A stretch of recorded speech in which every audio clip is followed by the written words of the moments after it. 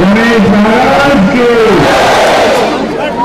विनायक चौथी పండుగ సందర్భంగా రాష్ట్ర ప్రజలకు ఇక్కడ వచ్చిన అక్కా చెల్లెళ్ళు అన్నదమ్ములందరికీ పేరు పేరున శుభాకాంక్షలు తెలియజేస్తా ఉన్నా.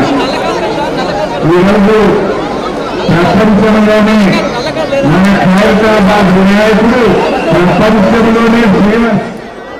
ఒకప్పుడు లాల్ బాగ్ లో వినాయక చవితి అంటే ముంబైలోని లాల్ బాగ్ గుర్తొచ్చింది. కానీ దేశమంతా అంటున్నది ఒకటే మాట, అది ఖైరతాబాద్ గణేష్ కు జై బలో, గణేష్ మహారాజ్ కి జై అంటుంది. దేశంలోనే కాదు ప్రపంచంలో అతిపెద్ద గణేష్ విగ్రహాన్ని స్థాపించిన ఘనత మా ఖైరతాబాద్ నిర్వాహకులకే దక్కింది. వారందరికీ మనస్ఫూర్తిగా అభినందనలు, శుభాకాంక్షలు తెలియజేస్తా ఉన్నా. ఇంట్లో ఒక చిన్న శుభకార్యం చేయాలంటేనే చాలా కష్టం ఉంటుంది. 70 ఏళ్లకేవి 70 అడుగుల ఈ యొక్క విగ్రహాన్ని పెట్టిందంటే నిజంగా మా నిర్వాహకుల కృషి ఎంతో గొప్పది. వారిని నేను మనస్ఫూర్తిగా అభినందిస్తా ఉన్నా.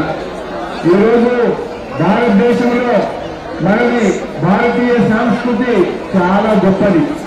భిన్నత్వంలో ఏకత్వం, ఏకత్వంలో భిన్నత్వం. అంటే మనం అందరం వేరువేరుగా జీవిస్తాం, కానీ ఏదైనా సందర్భం వస్తే అందరూ ఒక్కటే ఒక్క గొంతుకై కదులుతాం. అదే భారతీయ సంస్కృతి. అది దసరా పండుగ అయినా, దీపావళి పండుగ అయినా, బతుకమ్మైనా, బోనాలైనా, శ్రీరామనవమైనా, వినాయక చవితి అయినా, హోలీ అయినా, రంగోలీ అయినా అందరూ కలిసి సామూహికంగా నిర్వహించుకునే గొప్ప సంస్కృతి మన భారతీయ సంస్కృతి అని చెప్పి గుర్తు చేస్తా ఉన్నా. ఈ సంస్కృతిని, భిన్నత్వంలో ఏకత్వాన్ని కలిగే ఈ సంస్కృతిని ముందు ముందు రాబోయే తరాలకు మనం దీన్ని కంటిన్యూ చేయాల్సినటువంటి బాధ్యత కూడా మనందరి మీద కూడా ఉంది అని మనం చేస్తా ఉన్నా. మనమందరం వినాయక చవితి అనగానే ఒక డివోషనల్ ప్రోగ్రామ్ అనుకుంటాం, కానీ ఇక్కడ ఒక డివోషనే కాదు, ఎమోషన్ కూడా ఉంది. మీకు గుర్తు చేస్తా ఉన్నా, వినాయక చవితి డివోషనల్ తో పాటు ఎమోషనాలిటీ కూడా కలిగి ఉన్నది. ఆనాడు స్వాతంత్రోద్యమంలో బాల గంగాధర్ తిలక్ గారు భారతీయులందరినీ ఒక్క తాటి మీదకి వేయడానికి స్వాతంత్రోద్యమంలో వినాయక ఉత్సవాలను సామూహికంగా జరిపి భారత ప్రజలను ఒక్క తాటి మీదకి తెచ్చిన గొప్ప నాయకుడు బాల గంగాధర్ తిలక్. అంటే స్వాతంత్రోద్యమంలో వినాయక చవితి ఉత్సవాలు భారత ప్రజలను ఒక్క తాటి మీదకి తెచ్చి స్వాతంత్ర పోరాటంలో ముందుకు నడిపిన చరిత్ర కూడా ఈ వినాయక చవితికి ఇస్తున్నది. ఆ సంప్రదాయాన్ని మనం ఇంకా కూడా కొనసాగిస్తున్నాం.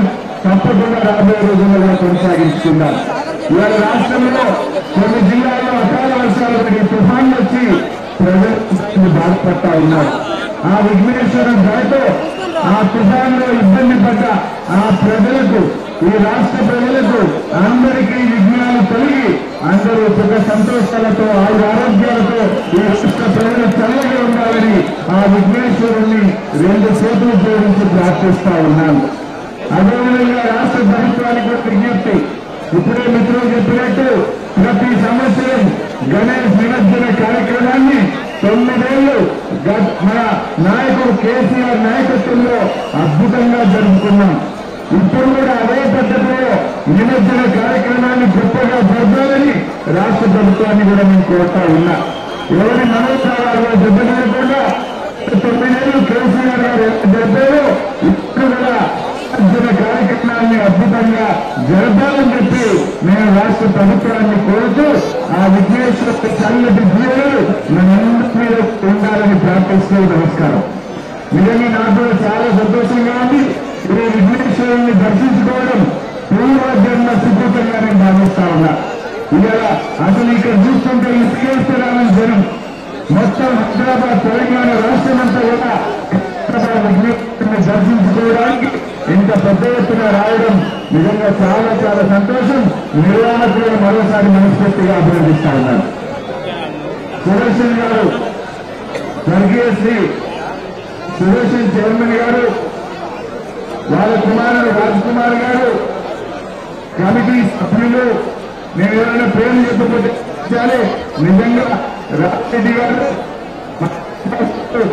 చంద్రు గారు, డాక్టర్ అశోక్ గారు అందరినీ మనస్ఫూర్తిగా అభినందిస్తూ థ్యాంక్ యూ. ఈ అమూల్యమైన సందేశం ప్రజలకు ఉన్నది. గత 9 సంవత్సరాల నుంచి మాకు ఏర్పాట్ల